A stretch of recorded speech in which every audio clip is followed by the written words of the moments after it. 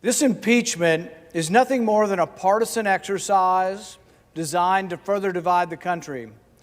Democrats claim to want to unify the country, but impeaching a former president, a private citizen, is the antithesis of unity. Democrats brazenly appointing a pro-impeachment Democrat to preside over the trial is not fair or impartial, and hardly encourages any kind of unity in our country. Senator Rand Paul and Fuego there, going after the Democrats' sham impeachment. Senator Paul would go on to bring up many legitimate concerns surrounding the constitutionality of impeaching former President Donald Trump, who is a private citizen, as we all know, no longer holds public office, unless you think mayor of Mar-a-Lago is somehow public office. How is this possible? What are the mechanics of impeachment in the first place? And where is this going to lead us? To help answer these questions, I'm joined by Senior Legal Fellow, Heritage Foundation's Hans Spakovsky. Hans, good to see you as always. Well, thanks for having me. All right, Hans, talk to me about this. This has happened, I think, once before. There was a Secretary of Defense who was impeached after resigning, I think it was.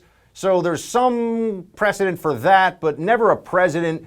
What is the process here? Before we get into the constitutionality of this, the legal arguments against it, what are the Democrats hoping to achieve? I mean, at the end of this, do they vote specifically on what?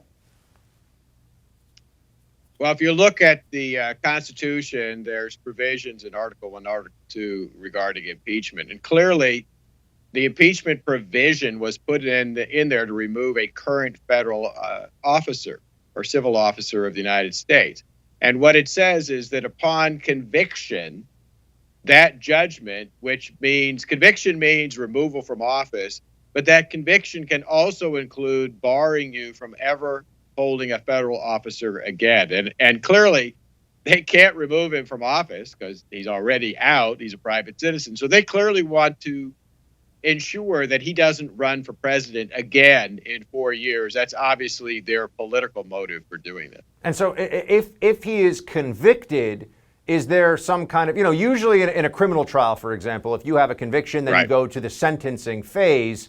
How would that work here? I mean, it's unlikely, we all know, because the Senate already held a vote, thanks to Senator Rand Paul, and I think 45 Republicans said that they viewed this whole thing as unconstitutional. So I don't think they're going to say it's unconstitutional, and then a whole bunch of them all of a sudden go along and say, you know what, we're actually believing that this was legitimate. But just putting that aside for a moment, if he's convicted, is it automatic that he's barred from office, or does that get worked in? So that's the part I want to know about.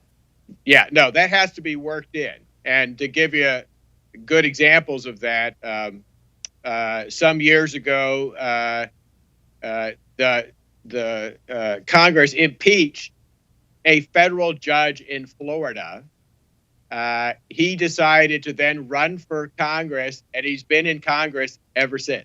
And that's because when Senate convicted him of impeachment to remove him as a federal judge, they did not bar him from holding future office. So in this case, Alice, Go ahead. That's Congressman Hastings of Florida. Very interesting backstory there. So there is that possibility. You're not expecting that this will actually go through, but before, I'm assuming, but I want to ask you that, but also, what do you make of the argument that many Republicans in the Senate are making that this is just flatly unconstitutional on its face?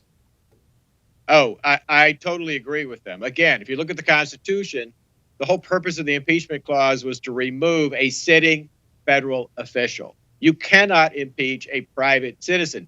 Yeah, they point to this precedent in 1876 of William Belknap, the former Secretary of War. But even at that time, it was extremely controversial, the idea of impeaching him when he was no longer in office.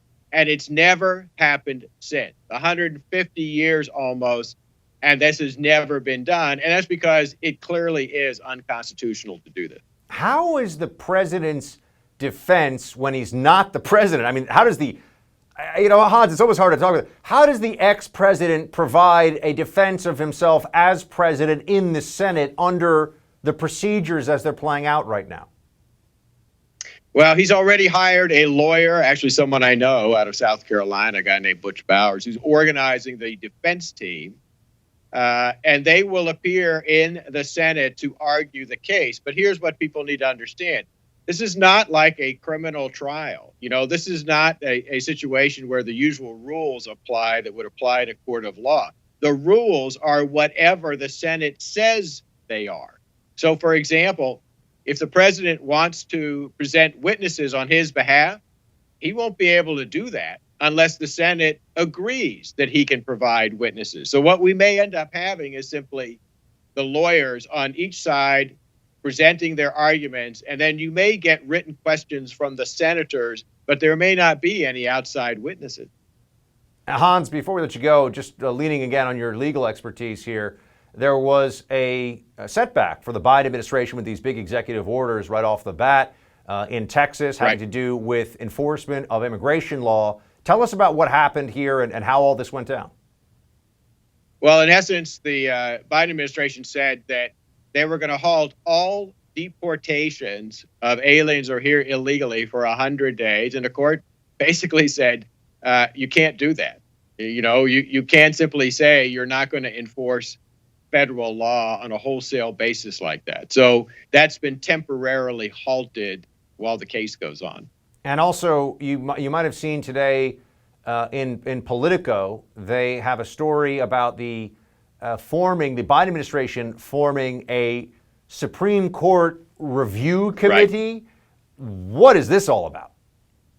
Well, obviously, this is his gift to the left, which, as you know, has been talking about the fact that Congress needs to pack the court. In other words, expand the number of justices from 9 so that they can put liberals on the court to outvote the conservatives on the court. And obviously, they're going to want this commission to come up with a recommendation saying, oh, yeah, that's the right policy. We need to do that. I mean, why else would they form a commission like that? It just seems so absurd. I mean, is there really any chance, Hans, that they're not going to say that they should pack the court after this commission comes together? I mean, why even go through the exercise of this? I mean, I've got to assume that even within the legal profession, I know there are a lot of liberals running around with law degrees. They got to recognize, I mean, this is like a stunt. Yeah, no, this is just to give them political cover for what they want to do, which is, like I said, pack the court so they can outvote the conservatives and basically get whatever they want, no matter what the Constitution says. Hans Spakovsky down at Heritage. Hans, always good to have you, sir.